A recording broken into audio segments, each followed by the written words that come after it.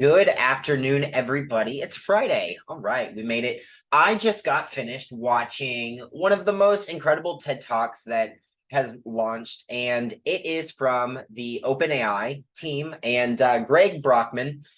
He is one of the co-founders of OpenAI and ChatGPT.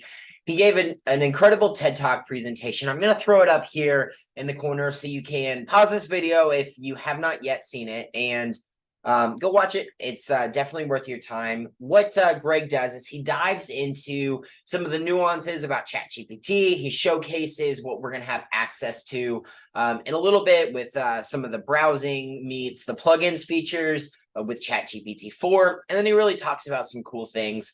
But after that, there's a Q&A, and he kind of dives into maybe some of the sentiment that people have about how ChatGPT might not be the best thing. And he kind of talks about it from his perspective. It's really just an overall incredible TED Talk. But I did take some notes for you guys. So excuse me while I pop this guy up. Let's just talk about it. So obviously, Greg is at a TED Talk. Now, the first thing that he talked about was from the mind of a quarterly review, the psychology and philosophy behind computing and machinery. And in that, it's this incredibly just thick book meets article. It's a publication. That's what they call it.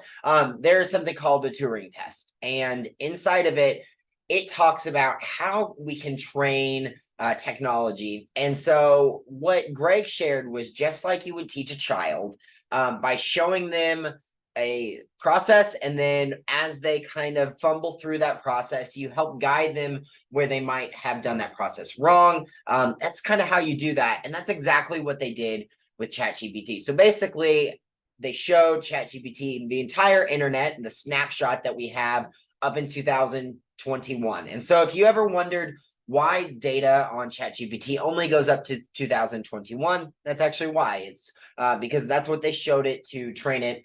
And then they just let it go learn unsupervised. And then as it was learning, they went ahead and they started giving feedback from humans who work at OpenAI, and they started training it a little bit from there. Now, as we are using ChatGPT, you might have noticed that once it gives an output, it is giving you a thumbs up, thumbs down kind of option within the chat thread itself. And the reason why you have that on the side, oh man, it logged me out.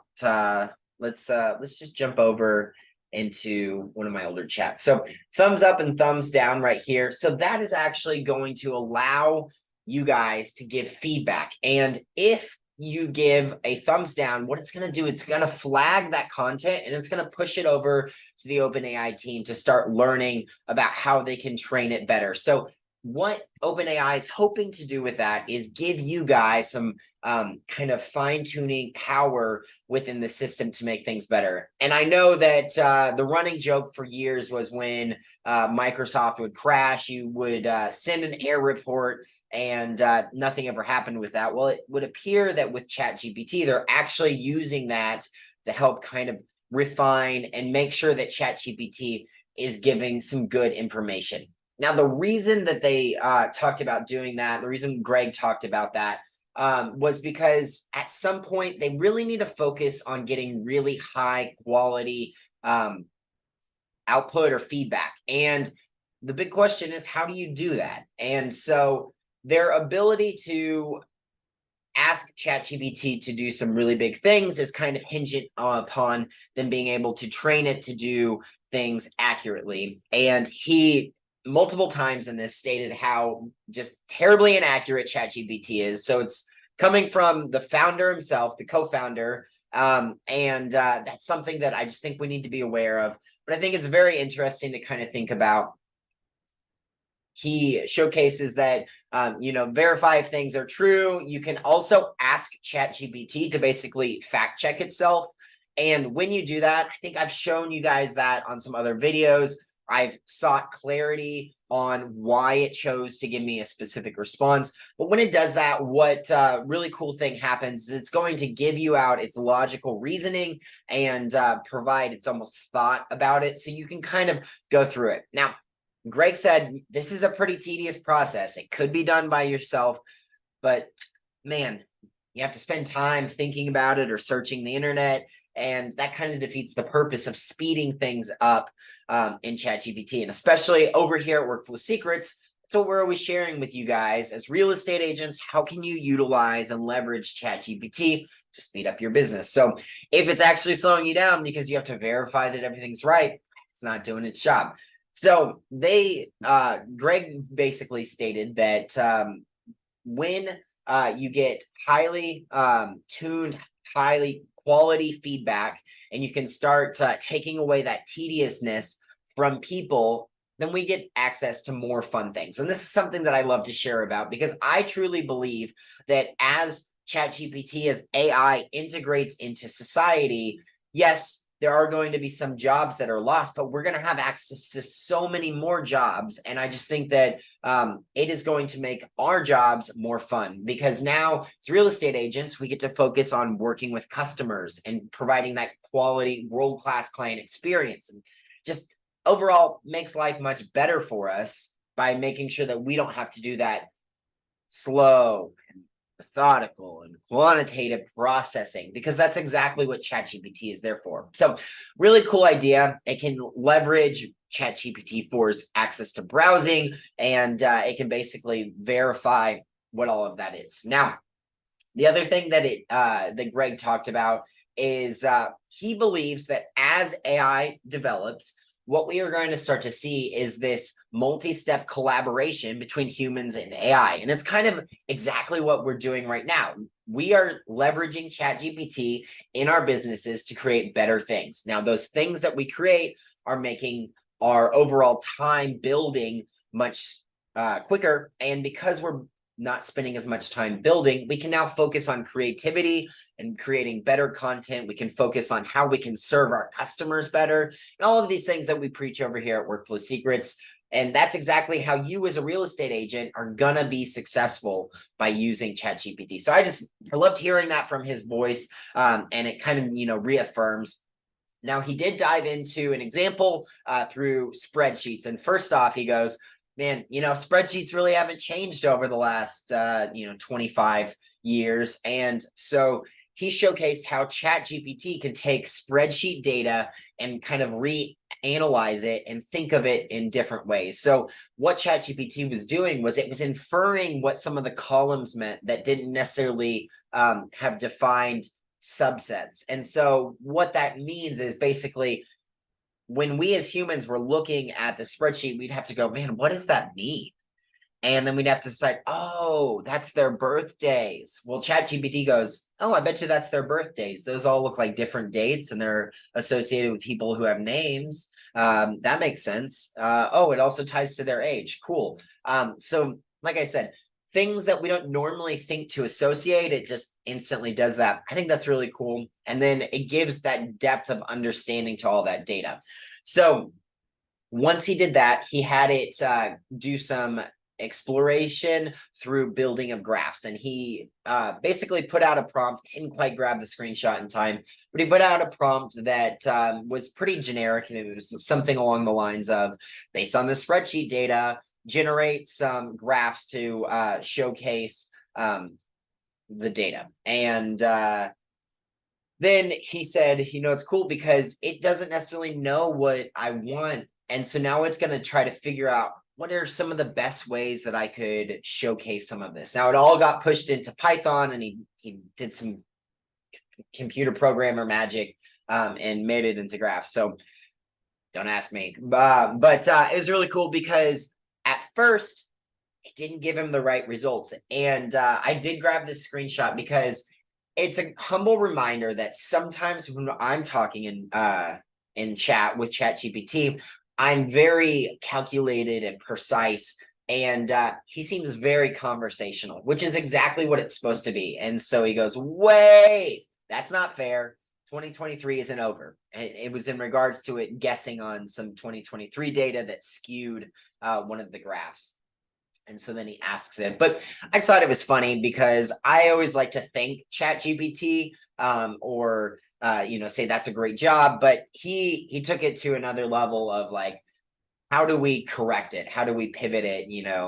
It's nice little reminder that we don't have to be so proper, so like cut and dry with it. So I thought that was pretty fun, and he very much encouraged us pushing back on ChatGPT, because again, that's how we build out that high quality data. And he kind of talks about a little bit later the importance of building that out. So after that, he circled back. These systems are not perfect, and we cannot overly rely on them, but as brainstorming partners, they're invaluable. Now, he gives this really heartwarming story about a man who takes a sick dog to a vet, and the vet doesn't think anything's wrong with him, but the man kind of has this gut feeling that something is wrong with the dog. So he asks ChatGPT to look at all of the symptoms, as well as some lab work that he had gotten from his dog.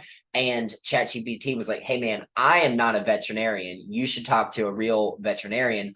But here are some things that it could be based on what I'm seeing. And it just pulls data. So then he took that to another vet and got a second opinion. And he was like, hey, I know you're the vet. I know you went to school. I'm not questioning that. But here's some information based on that. And lo and behold, there was something wrong with the dog. And the vet was able to address it because of that information. So I thought that was really heartwarming. And I think it's really cool because now it showcases how we as humans can leverage information and data that might not necessarily be easily understood by us, and makes me think about like how as real estate agents can we leverage data. We at Workflow Secrets built out a SaaS product that is dashboards that basically take your CRM data and it plugs it into some dashboards, so you can actually have use cases, or you're like, oh, okay, this is why it's important for me to have all that data. And so I just love data. I think that it's a really cool thing. So that was his TED Talk. And TED has some rules against speaking for too long. I think it's like a 16-minute running clock on TED's stage. And after that, they like pulled out some chairs and did a Q&A, which is not typical of TED from the ones that I've seen before, but I was here for it. And so I want to kind of talk to you guys about that. And if you haven't figured out by now, this video is just kind of me circling back on these concepts. Clearly, you guys can absolutely hop over to that video. I would encourage it, in fact, but I just thought that maybe we could get a TLDR on it. So when they broke into the Q&A, he said, at the high level depth of learning and training, they've been doing that for a while. Training computers to think is not anything new. So he was kind of responding back to like, oh, well, isn't this ChatGPT AI thing, like, isn't it crazy? And he kind of, circled back to like, hey, man, we have been training computers to guess the next letter, the next phrase in sentences for a while. And it's pretty widely available, from T9 and your Apple iPhone texting, where it just guesses the next word and helps give you the ability to move quicker, or just predicting things like that. And so basically, ChatGPT, he still calls a prediction machine. Now, Mark and I kind of go back and forth on this, because I don't know that how I interact with ChatGPT feels like it's just guessing on that next word. It feels very much like there is a comprehension to it. I'm not saying it's sentience, but it does have comprehension. And I think that, it's really easy to just look at it as a predictive text machine. But I think that if we think of it more expansive as it now has all of this knowledge, and it's connecting dots in ways that maybe we're not able to think about. I think that it's really cool, just like if you've ever seen a photo of the internet and how all of these webs are connecting to each other. That's kind of what I think of when I like envision ChatGPT. It's all these little dots of information and lines connecting to each other. And I think that we maybe don't even understand some of those connections. And so I think it's really interesting to think about. And the moderator said, it feels almost impossible.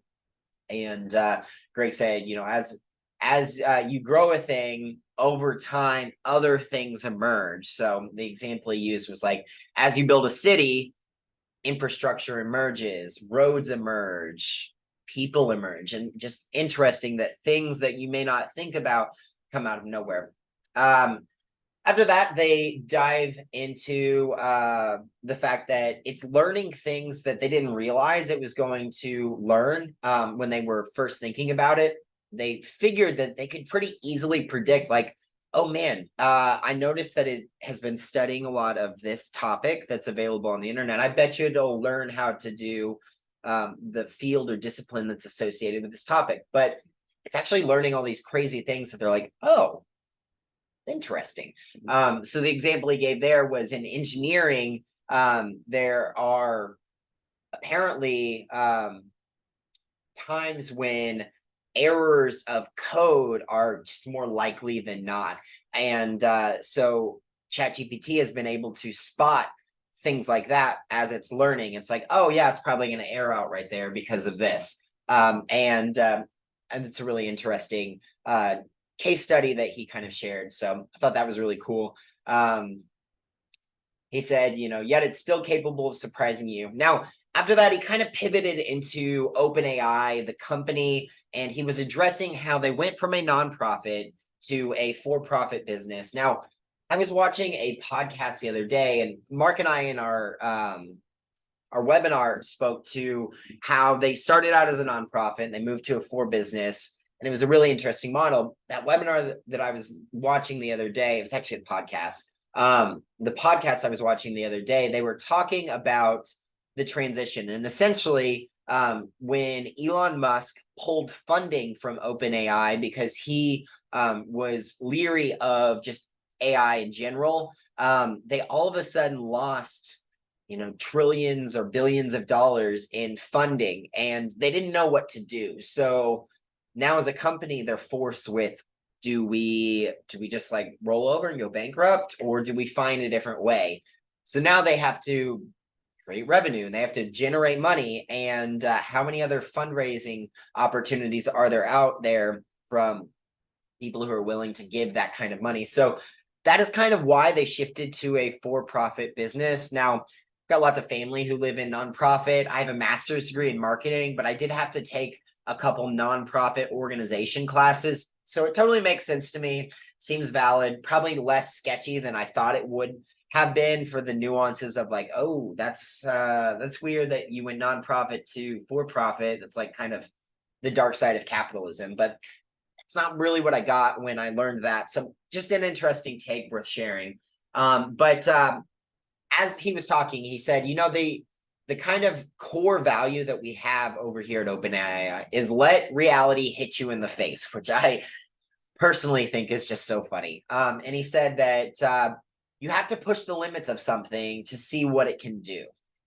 Now, when I was younger, I had a Mustang, and I absolutely pushed the limits of that Mustang, and my hood ripped off and totaled the car. So I think that maybe that's kind of a young person's mentality. I don't really like to drive fast all that much anymore because of it. But what is innovation but pushing the limits? And so he said that's why we push ChatGPT really hard, and that's why we decided to give access to the world to all of us so that we can learn it.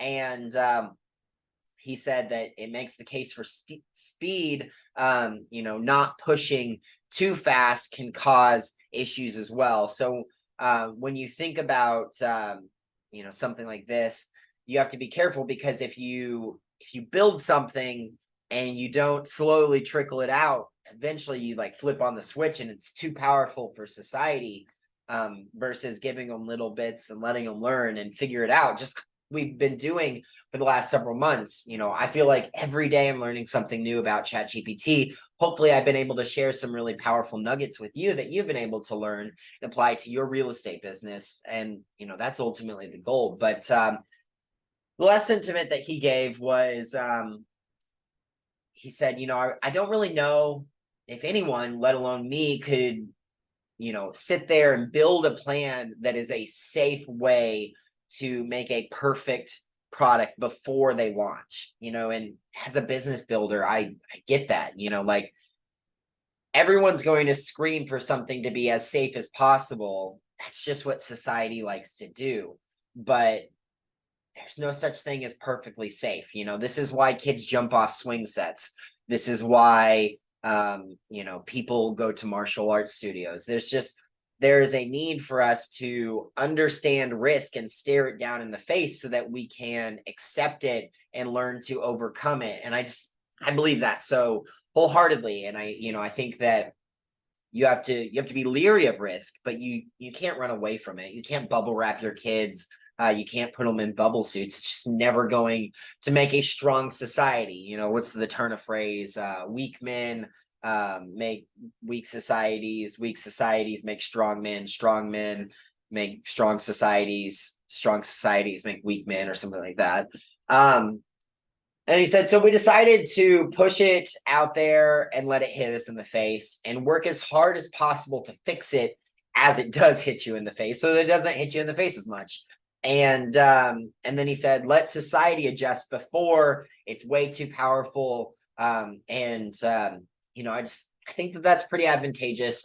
Greg really put my mind at ease as far as the company. I just love when founders are willing to go out in public and share about their product and talk about the risk and not be afraid to shy away from it. That's one thing that over here, Workflow Secrets, I love getting to talk to you guys. I love getting to share with you about ChatGPT. And I'm really hoping that when we get our systems accelerator built out, that you guys will indulge me with listening all about it and how it can be used. And maybe we'll even get to address some of the downsides to it. But overall, he said, it is our collaborative responsibility to teach it wisdom so it doesn't go off the rails. I think that this is something really important because I don't know that society will build the regulation to control it. I think we as citizens need to focus keenly on ensuring that it is safe by making sure that we're giving feedback, that we're training ChatGPT appropriately, that we're recognizing that it is a powerful tool, but we also have to apply discernment. There's the keyword. And we need to handle it with care. And I think that when people start doing devious things with it, we need to call into question those people and their objective, their morality. And we really need to watch out for the people who are trying to corrupt or reduce the tool, because just like anything else, it is a tool and it's incredibly powerful. It's incredibly dangerous. I said this in a video the other day that it is a pointy object, and our key is to point the pointy end forward so that it doesn't impale us. But hey, that was the TED Talk. Like I said, an incredible TED Talk. I was so eager to watch it. It's like 30 minutes long, and I feel like I got a lot out of it. Hopefully you got a lot out of this video. If you haven't watched it yet, hop on over to it. If you have, let me know in the comments, what did you think? What are you inspired by? What are you working on as a real estate agent in your business? I would love to know. I'd love to know if there's any content that you would be eager for me to build out for you guys. Any questions or nuances that you're having, issues or you're struggling with in ChatGPT, then maybe I can devise some resources. Mark and I can sit down and come up with some answers. This community is growing, and it's growing incredibly fast. And I'm just so grateful for you guys tuning in, following along, subscribing. If you haven't yet, subscribe, send these videos to a friend, like this video. But other than that, it's Friday. I'm going to go enjoy my weekend. Mark and I are meeting up tomorrow morning, and we're going to be working on that systems builder that I've kind of teased in some of my other videos. But we have a software coming very soon that is going to be specifically built for real estate agents to help you guys build your business systems and do it like you never dreamed of before, because it's going to be so fast. I'm just so excited to be able to bring this to you guys. But other than that, I hope you have a great day, and I'll talk to you soon.